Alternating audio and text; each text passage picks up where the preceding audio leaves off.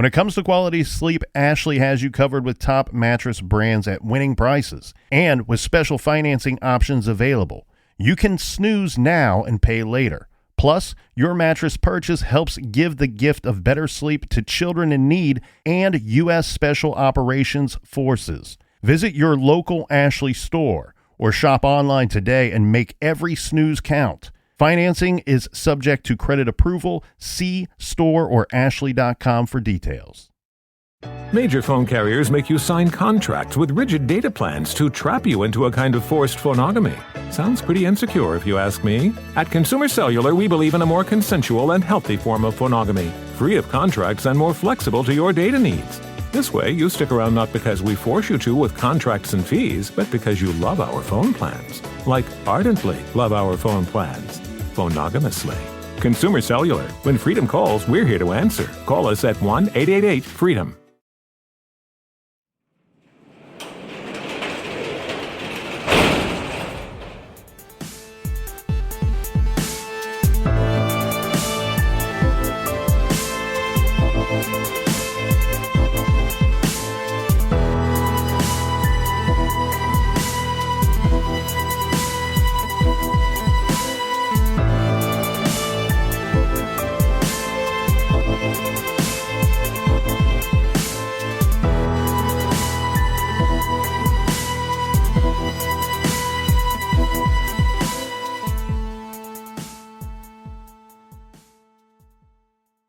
Welcome to True Crime Garage. Wherever you are, whatever you are doing, thanks for listening. I'm your host, Nick, and with me, as always, is a man that's counting the votes, and he's using the old one for you, two for me system. Here is the very reliable, trustworthy captain. Yeah, the votes are in. There will be no president, only captains. It's good to be seen and good to see you. Thanks for listening. Thanks for telling a friend.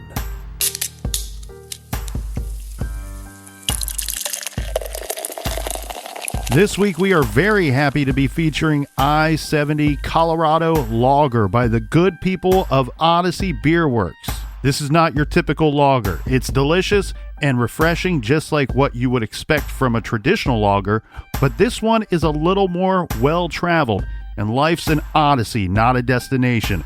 Garage grade 3.5 bottle caps out of 5. And let's give some cheers to some of our non-traditional and well-traveled friends. First up, cheers to Troy and Provo, Utah. And a shout out to Danielle in Townsville, Australia. Next up, we have a cheers to Linda in Ephrata, Pennsylvania. And a big we like your jib to Katie in Madison, Wisconsin. Next up, Captain, we have Rachel in Parts Unknown. She is the proud owner of a Feeling Fami shirt and part of the Ban the Van movement. And last but certainly not least, we have Leslie in Odessa, Texas. Everyone we just mentioned went to truecrimegarage.com and helped us out with this week's beer fund. Yeah, BWRUN beer run. For everything True Crime Garage, check out our website, truecrimegarage.com. If you're looking for our old episodes, download the Stitcher app. It is free. And we have a bonus show called Off the Record, and that's on Stitcher Premium. And if you're wondering about the presidential counts in Parts Unknown, well, the winner and still champion is old Fami Malik. And that is enough of the business. All right, everybody, gather around, grab a chair, grab a beer. Let's talk some true crime.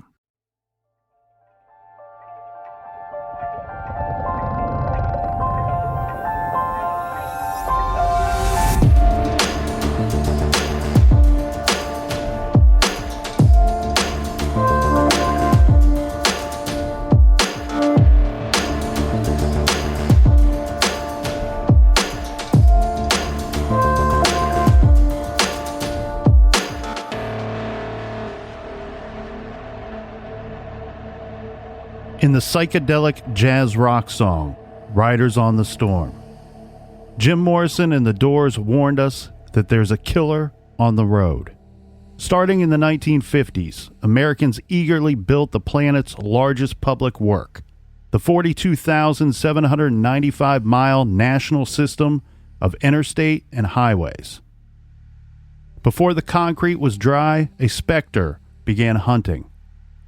The road and his means of travel are very much an important and necessary part of his arsenal. The nation's murder rate shot up as its expressways were built. America became more violent and more mobile at the same time. These killers and what we call them mostly depends on his methods of murder, his victims, and how he chooses his attack. There's the hitcher, the freeway killer, the long haul killer.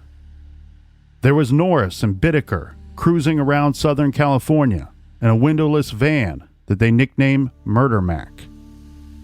There was Starkweather, the hot-rodding juvenile delinquent who led the National Guard on a multi-state manhunt in which the killing of 11 people inspired 2 indelible pieces of American art: Bruce Springsteen's song Nebraska and Terrence Malick's film Badlands.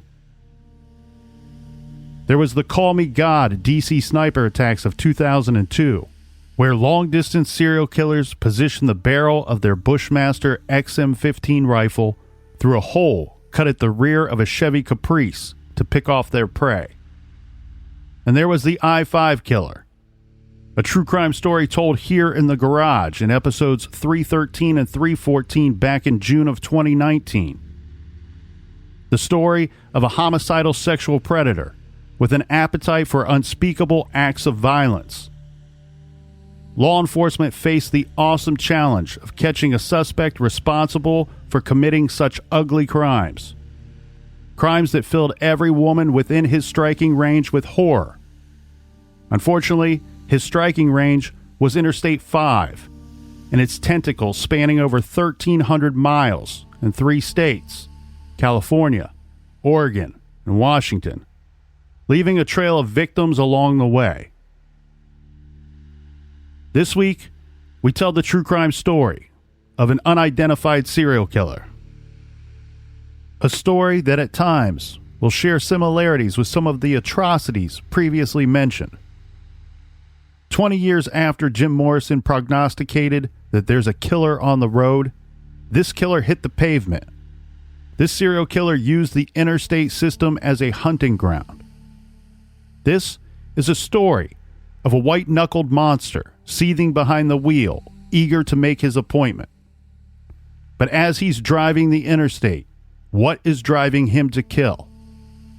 He's a dealer of motiveless murder, a predator with deadly accuracy, a coward who killed seemingly just to kill, and then vanished into the world. He disappeared and remains unidentified. We have no caged monster to point to and say that did this. Instead, we only have a moniker, the I-70 killer. This is True Crime Garage.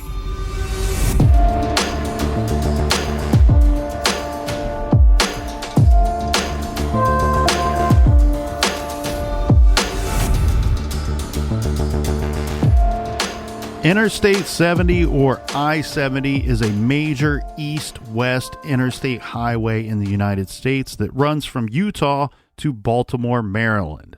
I-70 approximately traces the path of old U.S. Route 40 east of the Rocky Mountains, and it runs through or near many major cities, including Denver, Topeka, Kansas City, St. Louis, Indianapolis, Columbus, Pittsburgh, and Baltimore. I-70 is 2,151 miles long, and some of those major cities that we just mentioned will be important to this week's case, especially Indianapolis, Indiana, where we will start off. This takes place on Wednesday, April 8th, 1992. We have 26-year-old Robin Folder. She's working. She's going to be helping out a friend at work. The friend was not feeling well, and Robin told the coworker, "Hey, no problem. I can come in and cover your shift today." Robin worked at the Payless Shoe Source on the east end of Indianapolis, Indiana. She was one of only 2 full-time workers at this location. Now, there were a couple of part-time workers there as well, but not on this day. Robin was a manager. Payless is an international discount footwear chain that has been around for decades and I believe is still active today. Yeah, BOGO. There you go. Now, because this store was operating with a very small staff, this required that at times they run the store with just a single employee. And again, that will be the situation on this Wednesday. This made some of the employees uncomfortable. The store did not have a lot of problems or issues, but did experience shoplifting on occasion, as most stores do. This store does not have any security cameras. And at the time, the only real security measure was a buzzer that would go off when the front door was open, notifying staff that someone has either entered or exited the store. Robin, in particular, did not like being alone in the store at nighttime, and her sister would often drive to the store and kind of just hang out with Robin during her solo night shifts. But our case is going to start out on this Wednesday afternoon, Robin working alone. Now, next door to the Payless is a Speedway gas station that is still there to this day. A lady named Lucretia, she's working at the Speedway. She gets a phone call from the district manager of the Payless store who says, "Hey, I've been trying for about 45 minutes to get in touch with my employee Robin at the Payless. I've tried numerous times and no one is answering the phone. Could you go next door and make sure that she's all right?" Lucretia goes next door and she enters the shoe store. She does not see Robin. In fact, she does not see anyone at all. What she does see is an open cash register. Now, she works at a gas station, so she's very aware of what this could mean. So this is enough for Lucretia. Yeah, this means trouble. She leaves the store, goes back to the Speedway, and calls the police saying she thinks that the Payless has been robbed or possibly a robbery in progress. This, of course, is going to trigger a speedy response. Officers arrive on the scene, and they are in the store at 2:21 p.m. They find Robin dead on arrival. She was located in the back of the store in a stockroom. Police theorize that the killer took Robin to the back of the store either just before or after removing money from the register. Marion County conducted the autopsy, and the info released to the public at the time was that Robin was shot twice. The shots were to the right side of her head, in the back of the head, and fired at, quote, a reasonably close range and from a small caliber gun. Robin's purse and coat were found in the store, and her car found parked outside. So police pointed out that this made the robbery angle and motive a little strange. They felt that if somebody came in there and the sole purpose of the attack was for robbery, right, and it resulted in murder, that this individual would have taken just about everything they could get their hands on. And it doesn't appear that they did that, not just because of her purse. Maybe it's as simple as they didn't see her purse. But what we do know is there was $50 left in the register. So police were very upfront about this here, Captain, stating this is not a store that they would expect a robbery to take place. It's not a store that's going to have a lot of cash on hand. Not a great target for a robbery. And then to top that off, they find $50 left in the register. Yeah, but there's been several people, especially like people that rob banks often, where they talk about you go in. The main thing is to have a location that there's no security. Mm-hmm. You might only get a couple $100, but your risk of getting caught is so low that you just have to duplicate that over and over again. Right. I guess the thing that makes this one extra tricky is the murder that's involved. Right. Why not, as you just pointed out perfectly, the security level at this store is terrible. There is none. We have a single female working by herself that day. There's no cameras. And it's fairly quick that you can get back on a speedy route out of town as soon as you hit this store. The murder makes it weird. And then I want to talk about the $50 left in the register real quick. We've discussed this on other robbery homicides in the past. And one thing that's tricky here is we don't know the details of why $50 was left. Was this something that the killer chose to do or did unwillingly? Did not know that they did this. Sometimes you keep the larger bills underneath. Right. And maybe it was just overlooked. He didn't check there. Yeah, maybe it was wrapped up in a rubber band. Maybe it was taped. And we never hear of, there was $51.79 left in the register. Because I always wonder about that. I'm like, I can't imagine the person taking the time to scoop all the coins out of the register as well. I doubt they had exactly $50 in coins in this register. But the thing is, again, if the sole purpose of this attack is, in fact, robbery, usually the perpetrator will have or force the employee to assist them in some manner in the robbery, meaning tell me where all the money is. Show me, is there a safe? Is there any money that's you've not told me about? So usually they're good about getting all of the cash that they can because they are threatening the employee to help them figure out where all the money is. Right. But then as far as law enforcement goes or a detective goes, you go, okay, well, maybe the robber just didn't know that there wouldn't be that much money in a store like that. So maybe they're not like a highly sophisticated robber. Mm-hmm. But the murder makes you believe that the person knew the person working at the store. The victim. Right, because what we have here is a situation where the murder seems unnecessary for the purpose of robbery. You could have went in there if this person does not know you. Boom, you stick a gun in the face, show me where all the money is. Okay, I got the money. I'm out. I'm in my car. I'm heading towards the freeway. No murder necessary. Right. Show me the money. The timeline, I think, here is interesting. Let's go through this real quick, too. So we have the police, who said in the papers immediately that they were looking for persons who had been in the store that day to come forward. Maybe they had seen something or heard something of importance, whether or not they knew it. So anybody that shopped at that store on that day, we want you to come forward and speak with us because you may have seen something that went down prior to this robbery and homicide. Yeah, no offense to Payless, but when I was a kid and you'd get Payless shoes, which happened several times, you would not want to admit to your friends that you had Payless shoes on. You would say maybe you got your shoes from Kmart or Walmart or anywhere other than Payless. What they really wanted, what police really wanted, Captain, was to speak with a customer involved in the last transaction, the last known transaction. So the last transaction was recorded on the register at 1:12 p.m. The purchase was for one pair of women's shoes and one pair of men's shoes.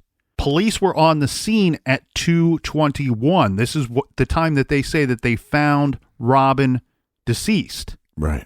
This is after Lucretia went into the store and then called it in.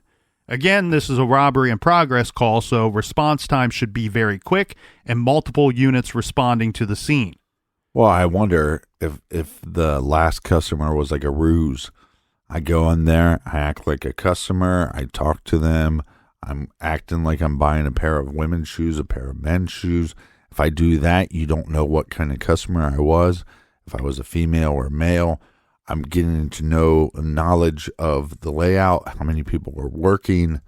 Because if I come in as a nice, respectable customer, oh, yeah, how do you like your job? Do you like working here? It's okay, but I don't like working by myself. Oh, you work by yourself. She rings up the order, and then that's when you turn on the person. And so then it doesn't matter that they saw you or talked to you because you know that you're going to murder them. That's interesting. And I'll tell you why. Because we actually have a very short period of time here when you piece everything together. We know we have the last transaction at 1:12 p.m. We have police on the scene at 2:21 p.m. So just a little more than an hour later. An hour, 9 minutes, actually. Right, and it doesn't matter how much money you spend in the store because you're just taking them back anyways. And during that hour, 9 minutes, we have several things that we knew took place.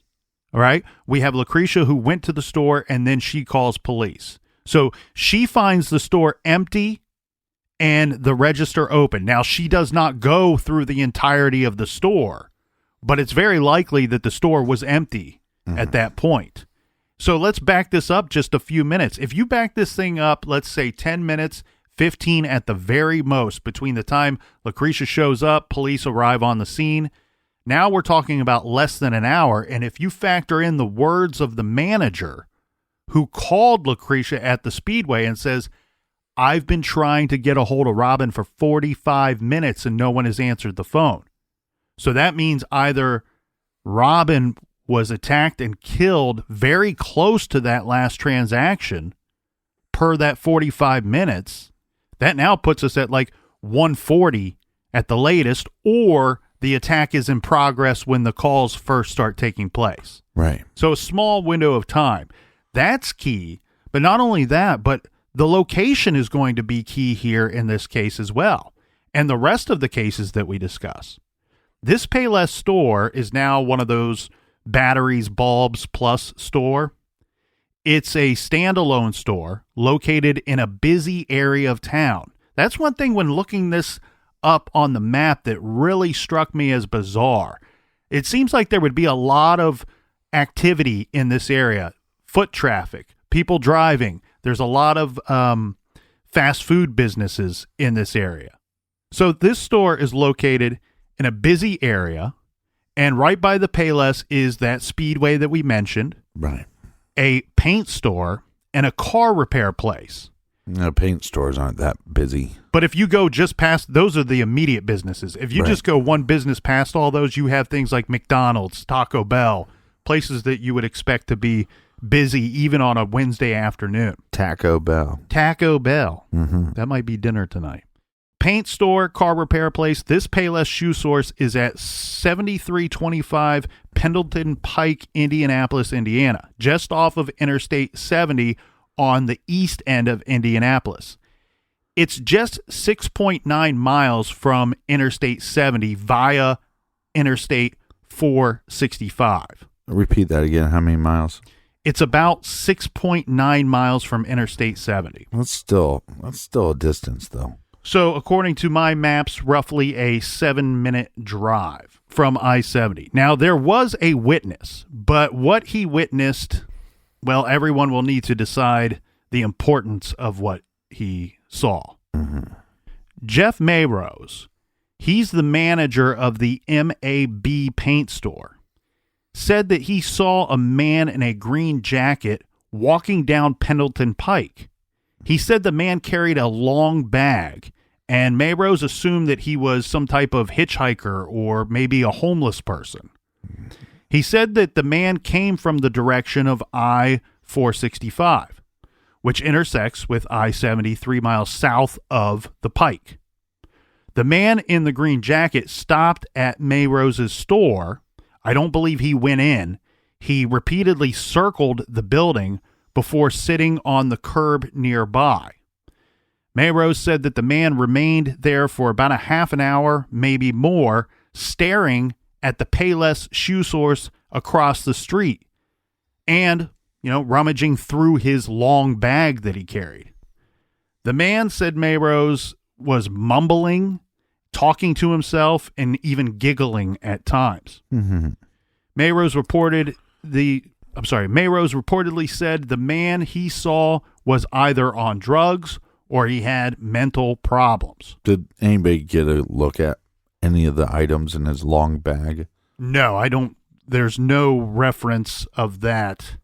What we do have is Jeff Mayrose, from his view, said that the strange man disappeared around 2 p.m., maybe a little earlier, maybe a little later. Mm-hmm. He did say that he caught a glimpse of the man calmly trying to hitch a ride going north back to I-465. He's witnessing this man who's in the area, kind of behaving strangely, sitting in the parking lot of his paint store.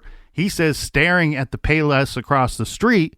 Man disappears for a little while, and then when he reappears, he sees him, he believes, trying to hitch a ride back north. Right, which, again, it's eyewitness report, so you got to take it a little bit with a grain of salt. But the idea, too, that somebody's going to rob a shoe store be in a green jacket with a long bag and then decide to hitchhike after they robbed and murdered somebody? Seems a little odd, right? Seems extremely odd, because I want to take this a step further. I keep hinting around the idea that the robbery is less a part of this than it may be. That the murder might be the actual motive here. And if that is in fact true, we don't know, but if it is in fact true, that means that this individual likely showed up to that area knowing their intent was to murder someone. And then, as you pointed out, how dumb would it be to say, oh, I have no way of getting out of here other than my own 2 feet or my giant thumb in the air trying to hitch a ride out of this area. I mean, right. If he doesn't successfully find a ride, or if he can't haul ass out of there fast enough on his own 2 feet, he could still be standing there near the store when police arrive on the scene at 2:21 p.m. But like I told you, when I worked in Richmond, we had downtown Richmond, like the historic district is what they called it. There's multiple banks, and we started getting robbed all the time, like all the different banks. Now, my bank never got robbed. Then they were having a really hard time trying to catch the person, because they're either showing up with a bicycle, leaving with a bicycle, or showing up on foot and leaving on foot. So they knew that the perpetrator had these different escape zones, but it was so much harder for them to catch. That's true. And this being a busy area with a lot of buildings, a lot of businesses, and a lot of times these businesses and buildings are going to back up to neighborhoods. Someone, I guess, could be out of there pretty quickly, or at least in an area where it'd be harder to track them down. Now, very sadly, Robin Folder was only 26 years old. She was a very kind soul. She was intelligent, hardworking, and a caring person, said her sister, Susan. Robin wanted more than anything to get married and start a family. Only 26 years old, Captain. Folder's family later complained to the Indianapolis Star about what they thought were numerous security lapses at the business. They carried their concerns to the Payless executives. In the end, the Indiana Department of Labor cleared the business of any wrongdoing. We should point out that the police have been fairly vocal that they believe, if in fact this green jacket man was the perpetrator of this murder, they believe that he was sitting in the parking lot of the paint store watching the Payless Shoe Source store to determine how many employees were there. And if in fact this killer was seeking a female victim, to look and confirm that it would be a solo female worker.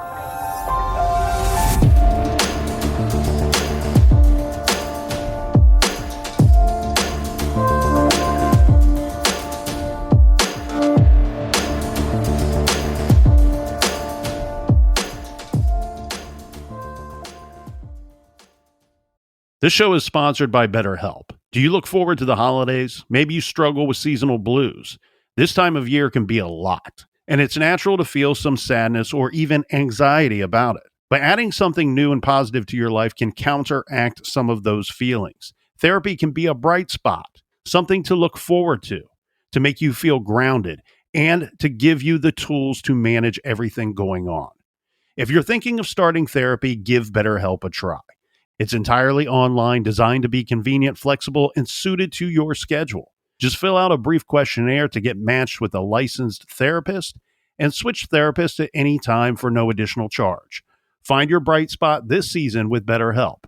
Visit BetterHelp.com/garage today to get 10% off your first month. That's BetterHelp, HELP.com/garage. Major phone carriers make you sign contracts with rigid data plans to trap you into a kind of forced phonogamy. Sounds pretty insecure if you ask me. At Consumer Cellular, we believe in a more consensual and healthy form of phonogamy, free of contracts and more flexible to your data needs. This way, you stick around not because we force you to with contracts and fees, but because you love our phone plans. Like ardently love our phone plans. Phonogamously. Consumer Cellular. When freedom calls, we're here to answer. Call us at 1-888-FREEDOM. You can start your day off right when you find a professional on Angie to get your plumbing right first. Connect with skilled professionals to get all your home projects done well. Visit Angie.com. You can do this when you Angie that.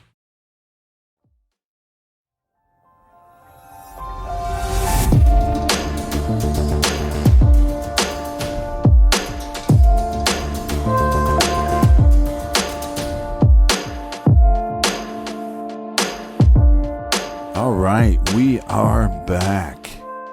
Cheers, mates. Cheers to you, Captain. Cheers to all the people in the back. Now, 3 days later, April 11th, 1992, just 3 days later, we will have two more victims. This is Patricia Majors and Patricia Smith.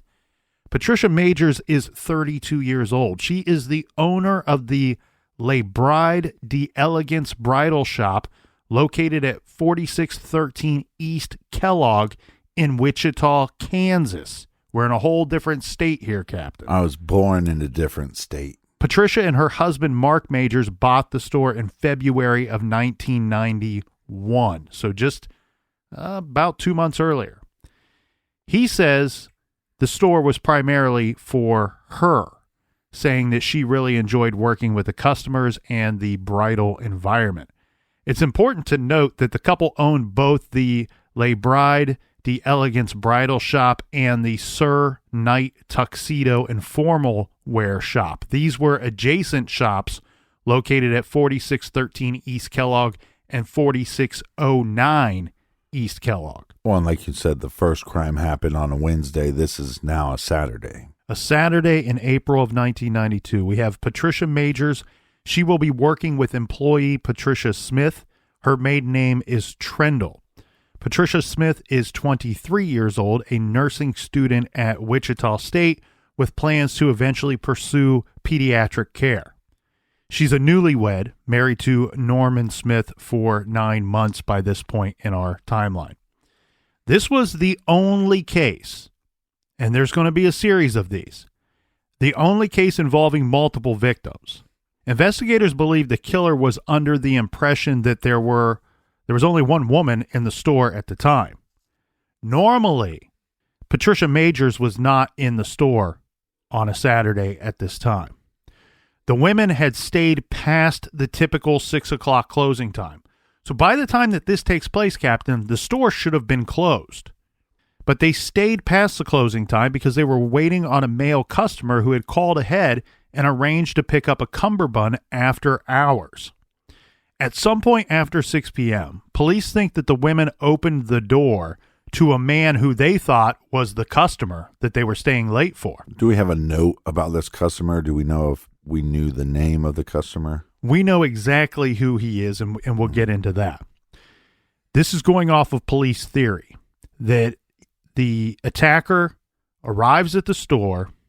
The women let him in thinking he's the customer they've been waiting on.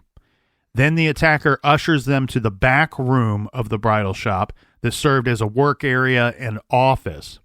And there the man shot both women in the back of the head with a .22 caliber semi-automatic firearm.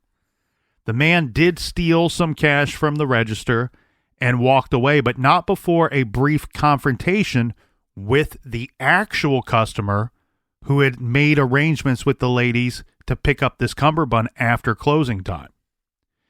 So he arrives at the store thinking he's just going to go in and pick up his cummerbund and be on his way, right? The actual customer arrived to pick up the cummerbund and encountered the killer. The killer let the man go, but this was only because the man refused to enter the store.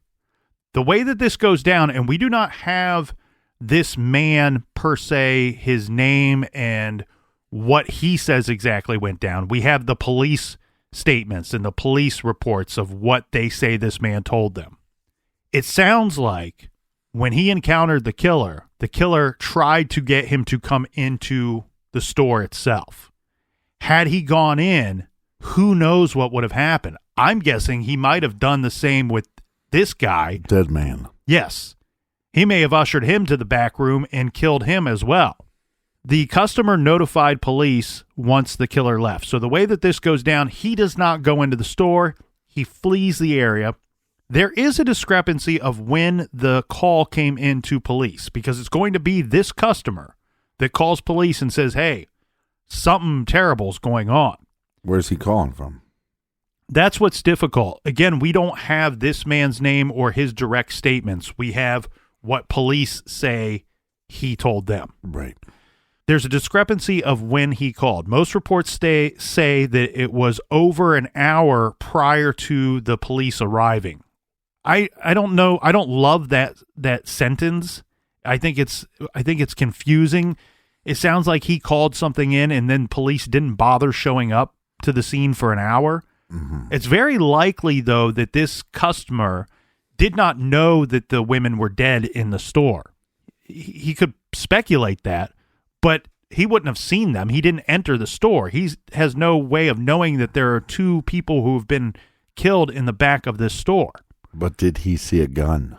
Yes. Because if the guy with the gun goes, get in the store, you first start off by going, hey, buddy with a gun, suck it. I'm not going in the store. You're gonna have to shoot me out here where there might be some eyewitnesses. Or better chance that you're going to miss. Do not insult the man with the gun. But here's the difficult thing. Well, but hold on. My point is, better to insult him than to follow his directions. Regardless of how this went down, Captain, the thing that we can say, I believe for certain, is that there is some time that passes between when he encountered the killer and when the phone call was made and when police arrived on the scene. I don't know if that means that this man had to go find a payphone. It's 1992. Right. Or if it was one of those things. Sometimes, look, when you walk into a situation that's terrifying, shocking, something you're not expecting, you don't necessarily behave rationally upon witnessing or experiencing that situation. This man may have just done what came naturally and got back in his car and drove home and then made the call once he was home, once he had calmed down on the drive home and said, there's something going on here. I better make sure I report this. Or the fact that he might have had a wedding he was going to that night. It was a Saturday. He was eating his cummerbund. Correct. What if he was like, wow, this thing just went down, but I got to make it to this wedding. I'm the best man in a wedding, or I'm... Maybe he continued on to the wedding and phoned the police from there. Again, he does not know that a homicide has taken place, and a double homicide at that. He would, in fact, though, provide details to police so that they could put together a composite sketch of the suspect. He described the man as white, 5 feet 7 inches to 5 feet 8 inches tall, about 150 pounds, with reddish colored or light colored hair and a stubble beard.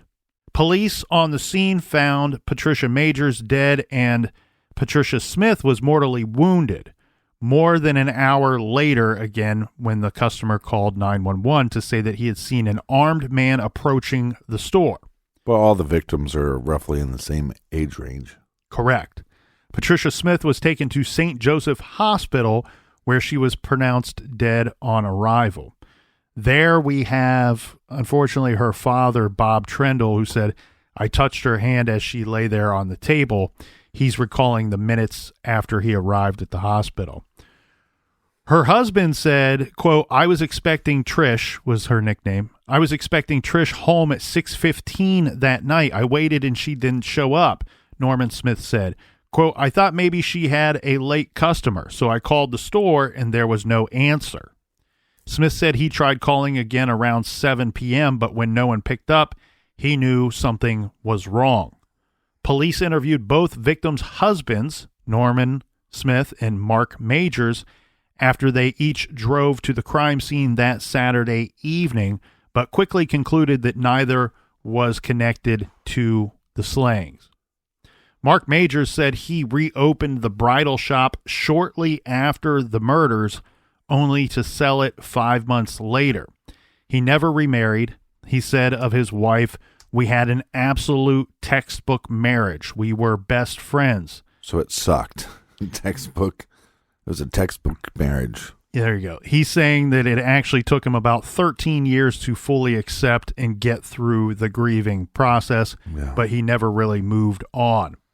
He said he harbors no ill feelings toward law enforcement for not catching Patricia's killer. This should not be a spoiler alert to anybody out there. This is not a spoiler because we said in the trailer, this is an unidentified serial killer that we're working with, that we're talking about here today. Now, after 26 years, Bob Trendle, father of Patricia Smith, said that he did not expect Patricia's murderer to be found in his lifetime. 26 years after the fact, he's saying this to the papers. And unfortunately, Robert William Bob Trendle of Topeka, formerly of Wichita, passed away on March 15th, 2018. Well, the problem that they're working against is the randomness. And if we believe that these two are connected, now we have miles upon miles and cities upon cities where this individual could come from. Yes. We first started off in Indianapolis, Indiana, and our second case is taking us all the way to Wichita, Kansas. So let's talk about the location of this store. It's located at 4613 East Kellogg Drive, Wichita, Kansas. And according to my maps and directions, it's 1 hour, 17 minutes drive to Salina. Now, Salina is the most direct location where I-70 intersects. It's 93 miles via 135 North. Or, and I'm going to throw this in as an aside because going through this case, the city of Topeka, Kansas comes up several times in this case. So I'm going to throw this out there too. You could go up I-35 to Topeka, Kansas. This is a 2 hour, 136 mile drive to Topeka, Kansas, and I-70 runs right through Topeka. It's also 10 hours away from Indianapolis. That be correct, my friend. Let's go 16 days later, 2 weeks and 2 days later, on April 27th, 1992, we have 40-year-old Milo McCown, better known to his friends as Mick. He is working, and he will be working in his mother's store. This is called Sylvia's Ceramics Shop, located at 2615 South 3rd Street in Terre Haute, Indiana. We're back in the Hoosier State, Captain. He is the only male to be killed in any of this series of attacks. Now, prior to starting at the ceramic shop with his wife, Sylvia, Mick's father owned a barber shop. This was called Phil's Barbershop for 20 years in the same location. It was shortly before the murder that it transitioned from the barbershop to this ceramics store. Investigators believe that the killer chose this store because the store's solo woman's name, Sylvia's Ceramics. So if in fact this killer is seeking targets, seeking stores that are being operated by a single solo worker, female worker, the sign on the store, in front of the store, indicates that that might be what this killer would find once he enters the store. A woman working solo. But what else do we know about this individual? About McCown? About his surveillance of these areas that he's going to rob and potentially murder somebody.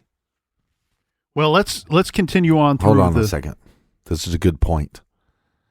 We have eyewitnesses that saw him stalking or peeping Tom or whatever you want to call it, running surveillance on his first location from across the street. So again, maybe he picked this location because it's a single female name. But even if he was watching the store from a distance, there's the son. I believe he has pretty long hair for a male. And so it's possible if he was running surveillance on his next target, he wouldn't have known it was a man from a distance. Yes, and that's part of the investigators' theory on this particular case in the series is that McCown, or Mick, he had long hair and wore a ponytail. And he was also a smaller guy. So it's believed that if, in fact, the killer was watching the store, if, in fact, he could see this man from outside of the store through a window or a glass door, that if he only saw this man from the back, that he may have believed it was a woman working by herself. Again, that goes to the idea of the name on the sign itself. Mm-hmm. That would indicate a small business, a small store operated by owner-operated store. He might be expecting to find Sylvia inside working that day. Again, though, I think law enforcement knows this, but just to kind of state the obvious, they're picking places where the register is not going to be filled. It's not going to be a big score financially. Right. But you are going to get a score of some kind. Right. It's the trade-off that you were talking about earlier. If you want to make a whole bunch of money, you go rob the McDonald's that had served 1 billion Big Macs that day. Mm-hmm. But you're going to encounter 5 or 6 employees in the store and probably several customers at the same time. You walk into Sylvia's ceramic shop, mm-hmm. How much money are you expecting to get? But you're also... a couple $100 maybe. Yeah, you're also expecting, you know what? I can watch the store for 15, 20 minutes and determine that there are no customers inside the store. I'm only thinking I'm going to encounter one employee. Right. Now, the investigators went as far, and they seem pretty firm on this, so I don't know exactly... Did you grab them? ...how they've pieced this together. Mm-hmm. But they seem pretty firm on this idea that Mick very likely never saw his killer, and they believe that the killer may not have seen the front of Mick or his face until after he had already killed the man. This shot in the back of the head thing too has to be something, right? Yes. That it's always the same way. Like, yes. Like that maybe that means they know what they're doing is wrong. Well, you wonder, is he too cowardly to have to look them in the face right before or during the killing? You know, you also think it makes sense too. We've seen this several times in other cases where the customers or employees inside a store during a robbery are taken to the back room.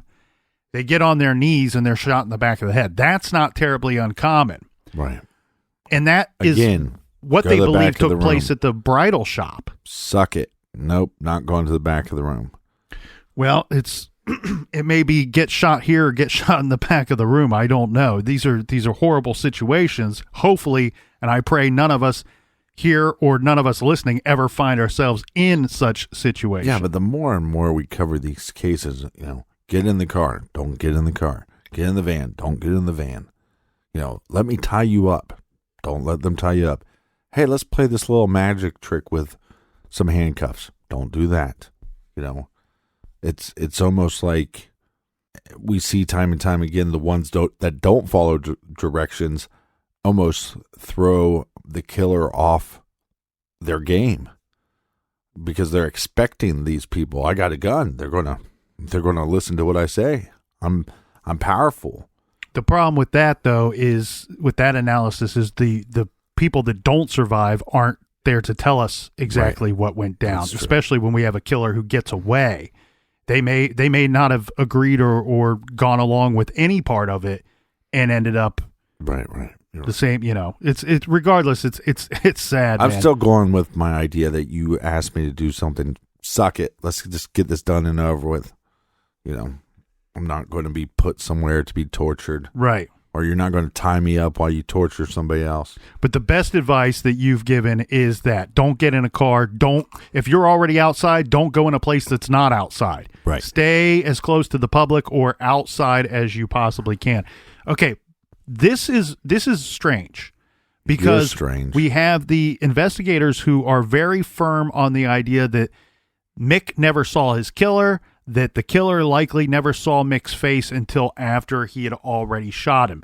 They say that there is everything to indicate that Mick was reaching for a small white ceramic house on a shelf when he was shot at close range in the back of the head. This is curious for a couple reasons. One, could you have a situation where he's busy just stocking a shelf or moving things around, going about his normal business, his normal daily routine, and the killer comes into, this is a small store, comes into the small store, Mick says, just 1 minute, I'll be right with you. Right. And before he can turn around, boom, shot to the back of the head. Or is this a situation where the killer came in, maybe had the gun concealed and needed just enough time to pull out the gun, said, hey, I would like to look at this item, or could you how can I help you, sir? Could you hand me that? And he turns around and then he's shot. So I don't know why. Right, but I think the customer ruse trick makes so much sense because you learn so much about the store within minutes of being inside. And even if another customer came in, you just have to wait them out. So you would know that the store was empty. Most of these stores have little dingers on the door, so you would know if somebody else came in. And you would get the lay of the land real quickly, or within a couple questions, like we were saying before, to know that this individual's by themselves. And you would think after the last attack, if in fact the killer really wants to only walk into a situation or kill in a situation where there's just one employee working, that maybe they go in under the ruse of being a customer to confirm fact that there's nobody else in the building itself. I don't know how much I believe that the killer never saw Mick's face or that Mick never saw the killer. Again, we don't know what information the police have to kind of sound like they're pretty firm on this idea. Mm-hmm. I question this for several reasons, because what I think we're dealing with here, Captain, and I've not really been good at hiding this at all because I don't want to. I don't know that I think that robbery is the primary motive here. I see a series of killings where it sounds to me and looks to me like killing might be the motivation, might be what this guy is after, and the robbery is just something that takes place during this goal of killing. I don't think if that in fact is true, there's no reason for me to believe that this guy walks into this little store and all of a sudden discovers, oh, it's a man working, not a woman, and then walks out. That's a possibility, but I think we're dealing with a guy that once he's made up his mind he's going to strike, he strikes. So what we have here is we have Mick McCown is shot once in the back of the head with a .22 caliber gun. There was still a small amount of money in the register. So again, the robbery motive is very weird here. But McCown's wallet was gone. However, police found $15 in McCown's pocket. So the killer took the time to take the wallet, but didn't check the pockets. His body was discovered by a customer around 4:15 p.m. The investigation seemed futile. It was as if a ghost had walked in, shot the man, and then left, leaving no trace of himself behind. It was virtually, and this is coming from the words of the investigators on this case, it was virtually a cold case before the end of the week. The killer walks in, boom, kills the guy, leaves no evidence behind, and walks out and leaves. They've got nothing to work with. Well, and it doesn't take, I was just thinking about this. I mean, if you go to these even small towns to find a location where there's a strip mall or whatever, it wouldn't take you long to, I mean, a couple passes up and down the strip mall to see who's working, who's not working, what store has a lot of people, what store seems very not busy during that time. Well, and if you've mastered your ruse as a customer, as you and I keep kind of hinting toward, you may not even have to watch the store at all. You walk in, and if it's not what you want, maybe you leave. Right. It's again, it's one of those situations. I do believe, though, if everything seems right to this guy, once he decides to strike, he strikes. Now, the thing that might turn him off, or the thing that might make him abort this mission, is walking in and finding himself in a busy store. But if you're in front of a small storefront, a small store, and there's one car or no cars, you got a pretty good idea what's going on inside those walls.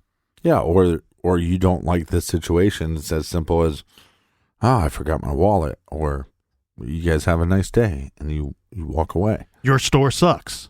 Right. Walk out. I believe that if they would took this composite, which eventually they have, and they start connecting these cases together, that if they would have asked about other stores, if they saw this individual in their store, they might get lucky with some eyewitnesses. Going into other stores and it not being a place that he wanted to be involved with. Or again, we have evidence that this guy is stalking his target. And I think it wouldn't be that hard from a distance to get a lay of the land. The location, as with the others, will be important. This small store was located at 2615 South 3rd Street in Terre Haute, Indiana. This was just a 2-minute drive, 0.9 miles from Interstate 70.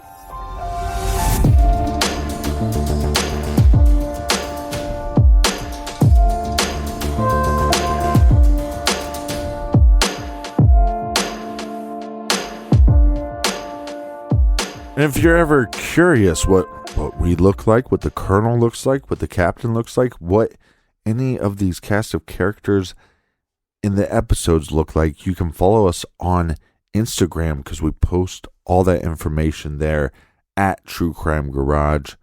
Join us tomorrow. Back here in the garage. We'll see you then. Until then, be good, be kind, and don't litter.